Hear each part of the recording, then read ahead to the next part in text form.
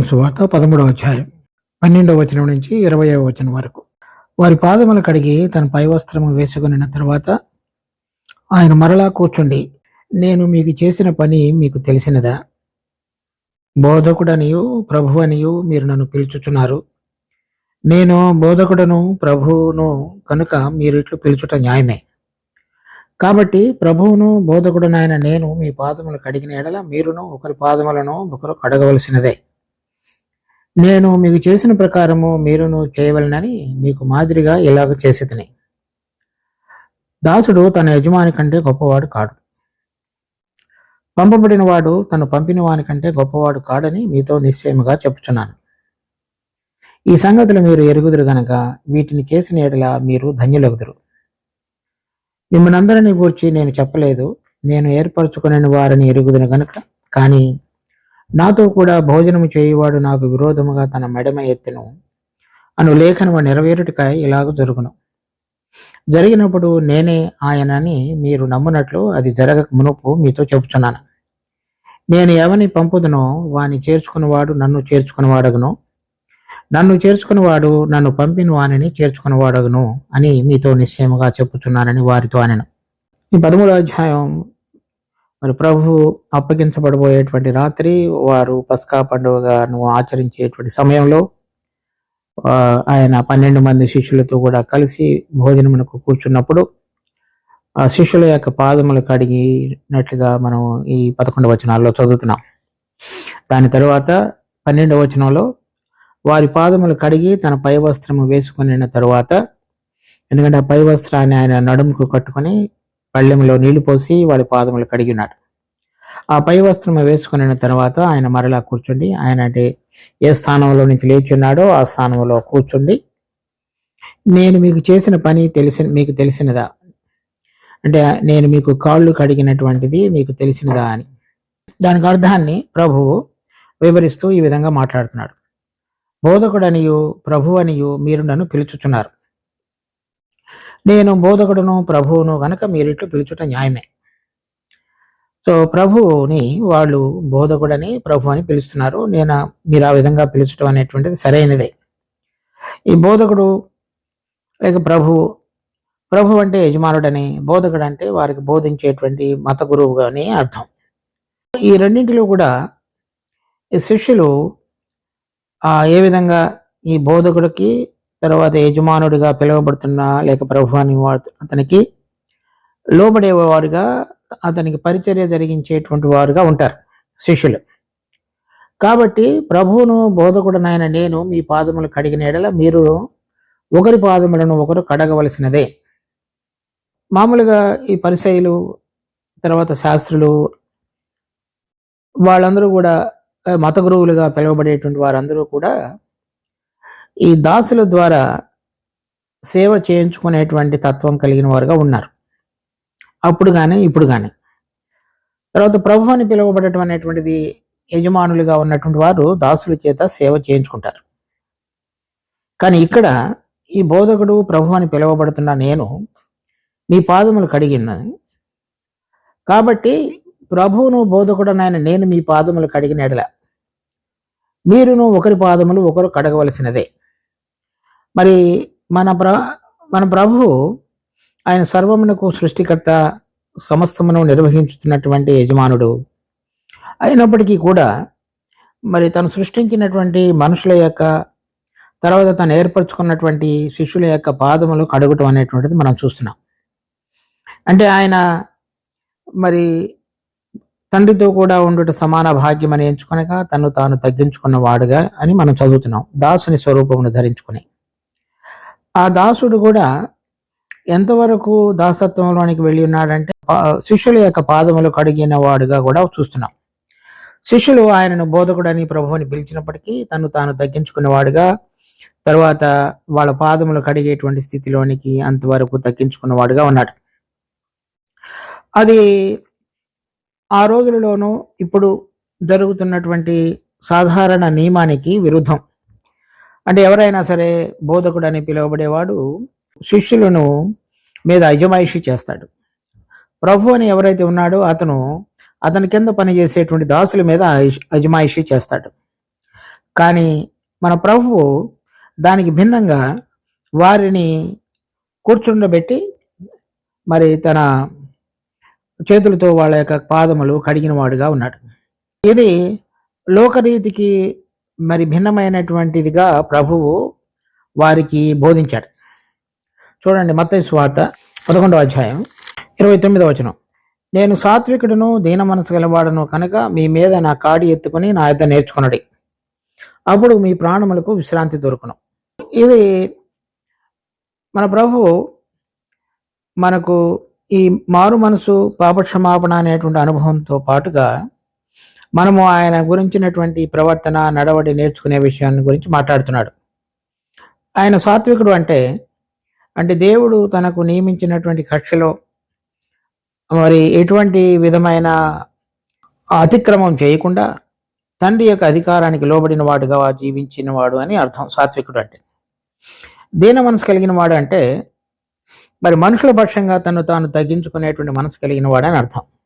అది మీరు నా కాడి ఎత్తుకుని నా యొద్ద నేర్చుకున్నది అంటే మనం అటువంటి స్వభావాన్ని కూడా నేర్చుకోవాలనేటువంటిది శిష్యులకు మత్తయి సువార్త 11వ అధ్యాయంలో ప్రభు మాట్లాడుతున్నాడు.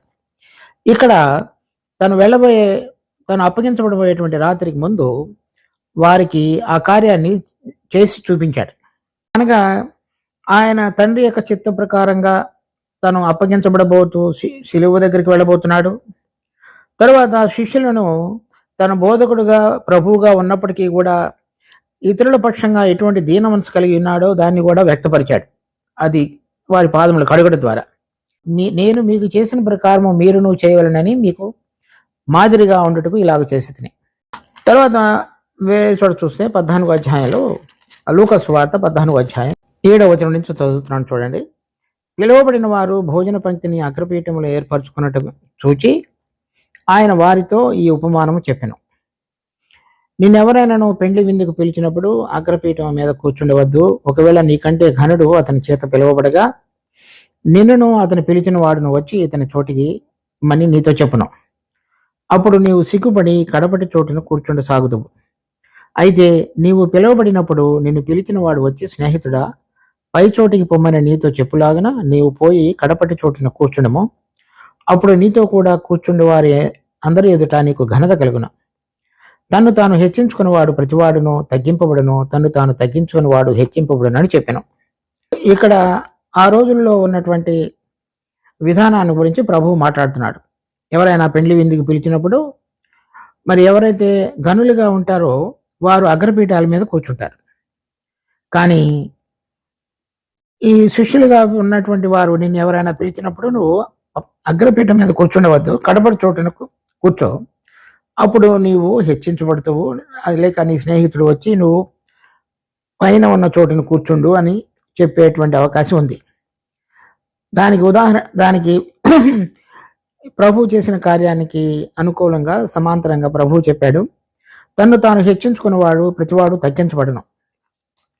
అంటే మనం ఈ లోకంలో ప్రభు యొక్క శిష్యులంగా మరి ఆయనను వెంబడించేటువంటి ఈ జీవన క్రమంలో ఆయన ఏ విధంగా మనకు చేసి ఉన్నాడో, అంటే ఆయన తను తాను తగ్గించుకొని శిష్యుల పాదములు కడిగి ఉన్నాడో, మనము ఆయన చెప్పినట్లుగా సాత్వికత్వాన్ని దేవుని ఎదుట దీన మనసును ఇతరుల పక్షంగాను కలిగి తర్వాత ఇతరులకు సేవ చేసేటువంటి మనసు కలిగి ఉండాలనేటువంటి భావనలో జీవించాలని కోరుతున్నాడు.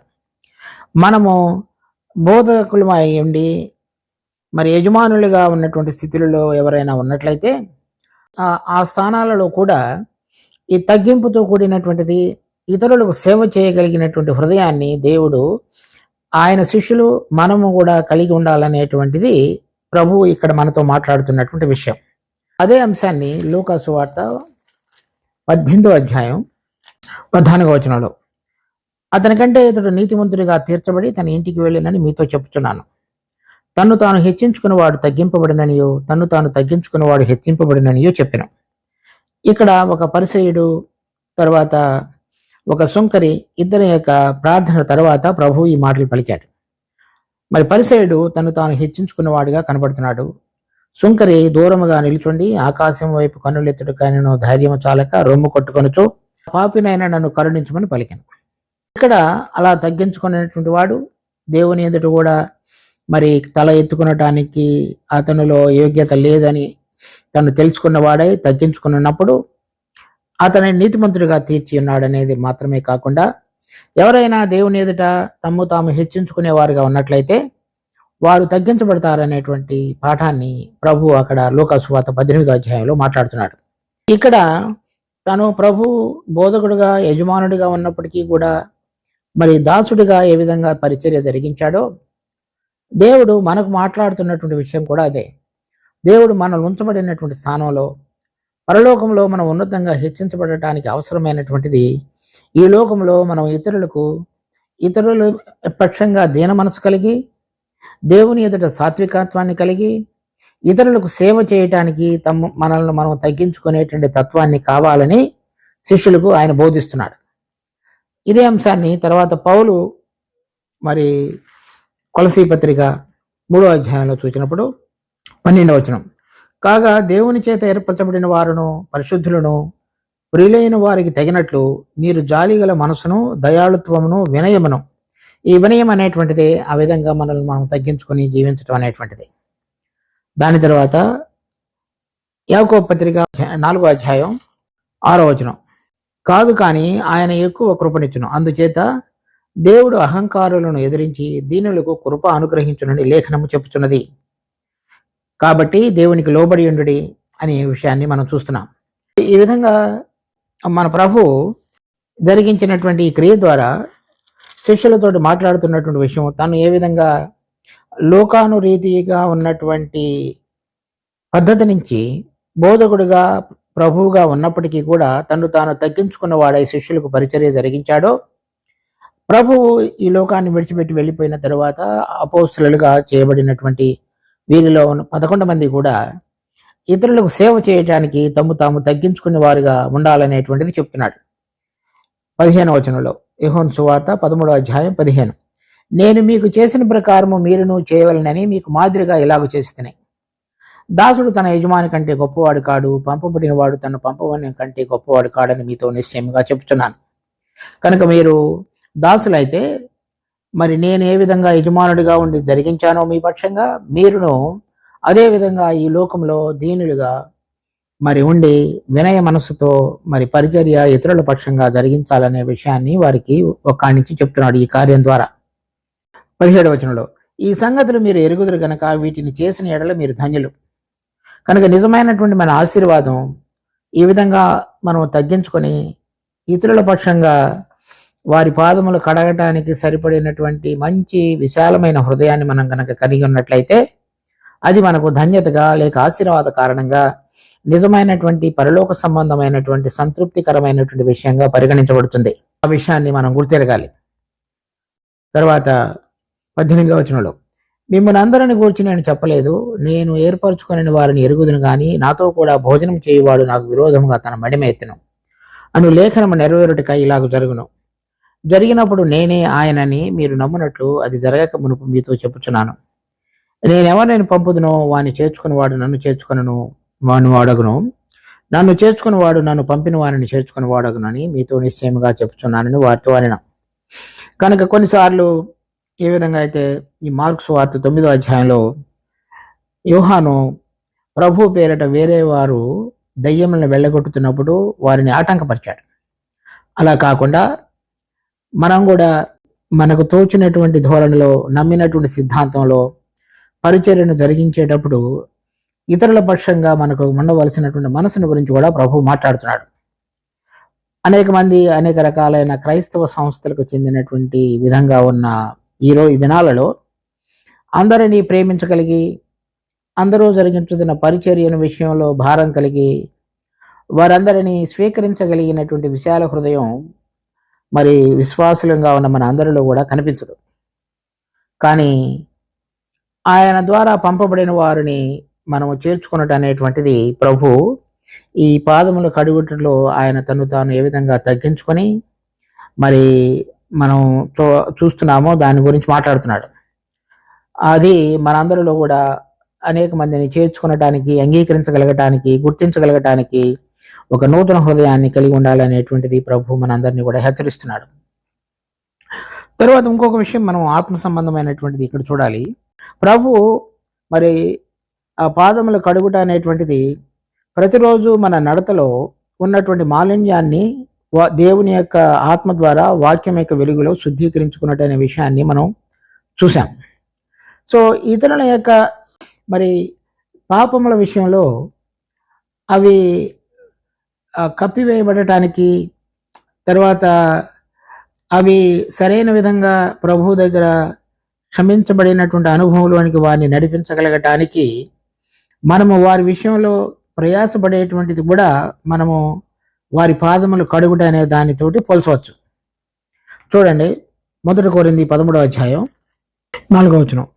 ప్రేమ దీర్ఘకాలం సహించును, దయ చూపించును, ప్రేమ మత్సరపడదు, ప్రేమ డమ్మముగా ప్రవర్తింపదు, అది ఉప్పొంగదు, అమర్యాదగా నడవదు, సప్రయోజనమును విచారించుకొనదు, త్వరగా కోపపడదు, అపకారమును మనసులో ఉంచుకొనదు, దుర్నీతి విషయమై సంతోషపడక సత్యమునందు సంతోషించును, అన్నిటికీ తాళుకొనును, అన్నిటినీ నమ్మును, అన్నిటినీ నిరీక్షించును.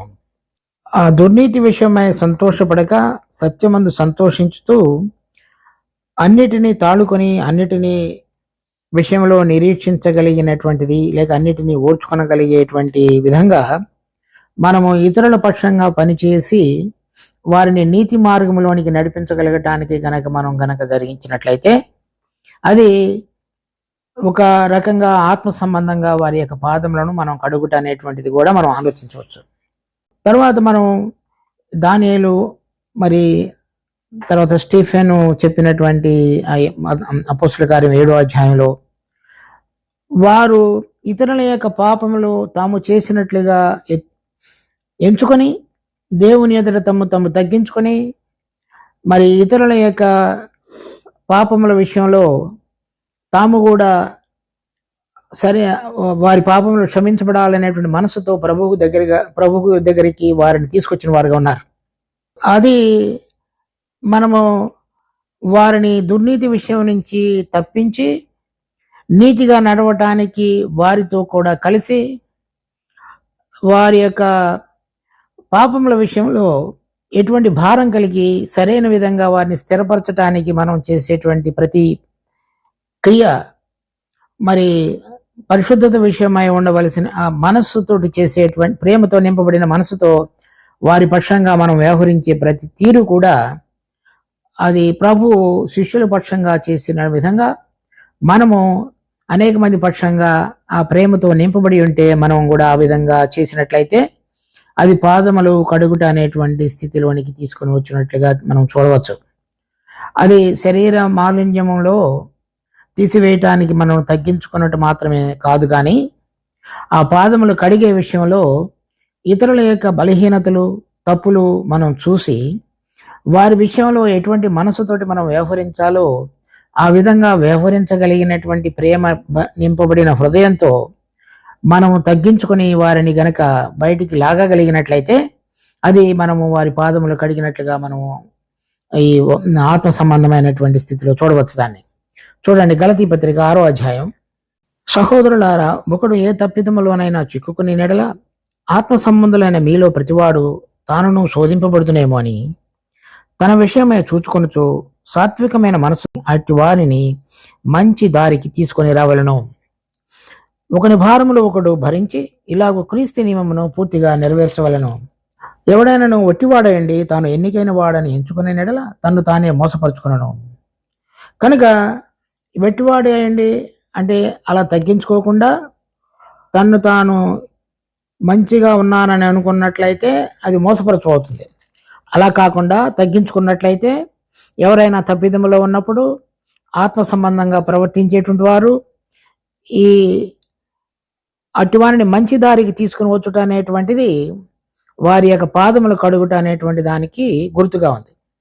దాని తర్వాత చూడండి, 1 యోహాను 5వ అధ్యాయం 16వ వచనం. తన సహోదరుడు మరణకరము కాని పాపము చేయగా ఎవడైనాను చూచినెడల అతడు వేడుకొనను.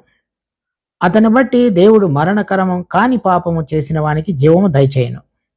ఇది మరి ఎవరైనా తప్పిపోయినట్లయితే గలతీ పత్రిక 6వ అధ్యాయంలో ఇక్కడ ఎవరైనా మరణకరము కాని పాపం చేసినట్లయితే వారి కొరకు ఆ ప్రేమ నింపబడినటువంటి హృదయంతో దుర్నీతి నుంచి వారిని తప్పించి దేవుని ఎదుట మరలా సరైన విధంగా నడవాలనేటువంటి మనసుతోటి వారి విషయమై మనం ప్రార్థన దేవుని ఎదుట విజ్ఞాపన చేయటం అనేటువంటిది ఆత్మ సంబంధంగా వారి పాదములను మనం కడగటం అనేటువంటి దానికి గుర్తుగా ఉంది.